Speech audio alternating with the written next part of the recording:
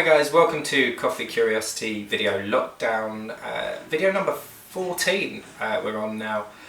So this week I bought myself a Clever Dripper. A couple of times I've mentioned that I've never actually used one, so this week I went out and bought myself a Clever Dripper, which I think came from Packed Coffee, which I used to work for many moons ago. But yeah, so I got myself a Clever Dripper and I've been playing with it. I eventually used a recipe by Cartwheel Coffee, which I'll link to them below. They've got some really good recipes for making homebrew in different ways. But this one was for the Clever Dripper. What did I think of it? It's a very clean way of making a cafetiere style coffee.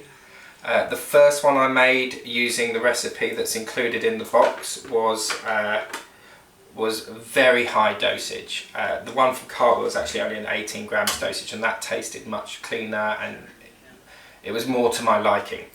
What I will say is the Clever Dripper, although looks really clever and really neat, is really easy to burn yourself with. When I was rinsing it out, I didn't tip the water out by tipping it up. I released it over the sink like that and burnt my finger. So you just because it's a different way of doing it. It is an easier way of burning yourself. I liked it. It's like making a cafetiere. Every now and then I like a cafetiere, and the Clever Dripper was very similar to that. A bit cleaner, less residue in the final cup, which is nice because of the filter paper. I think a V60 is still better in my opinion, but I like it. I'll probably use it. It's really not a one for travel. A V60 or an AeroPress you can kind of throw in a bag when you need it. But with the Clever Dripper, it's a bit larger. I think that's mainly because it takes those sort of traditional percolator papers, which is why it's slightly bigger. What I used in it was this Jamie Ariza from Colombia, which is from Passion Fruit Roasters, which I'm a bit obsessed with at the moment. So I've been having it as sort of like a cortado every morning. And I have not yet managed to sit down for longer than about 3 minutes to drink one before it's completely gone. So that's Passion Fruit Roasters, who I've been trying this week and absolutely love that one. So that's one to try if you're looking. Next we have, this is also from Passion Fruit, my wife's. Can we do overexposed? So with my very professional wife adjusting the video, dropping it down a stop so that it wasn't so bright.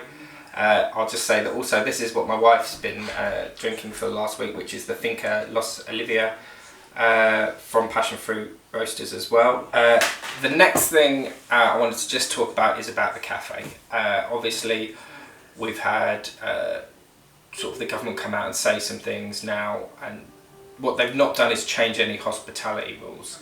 So when we first closed the shop, most businesses were allowed to operate as takeaway. We decided, given how small the cafe is and given how difficult it would be to practically work takeaway only, that we wouldn't do it because we thought it would be dangerous for us, difficult to manage, and also impractical for us to get there. Many of you that come in the cafe know I don't drive, and with the cafe being in Canterbury and me being elsewhere, it's just difficult to get in the day. We're not advised to get trains, which is normally what I do. I cycle, get the train and then cycle again.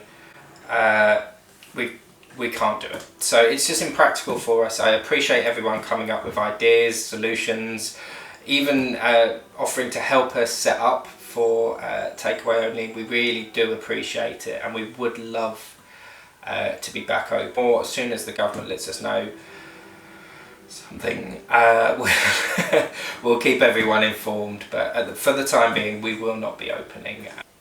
If you have any questions or anything like that, or anything you'd like to know about maybe making coffee at home, or where to get your coffee, or what products to make, we're going to be doing various different things in the next couple of weeks. Have a nice day, stay in, stay safe, and go team. Oh, and stay alert, if you know what that means.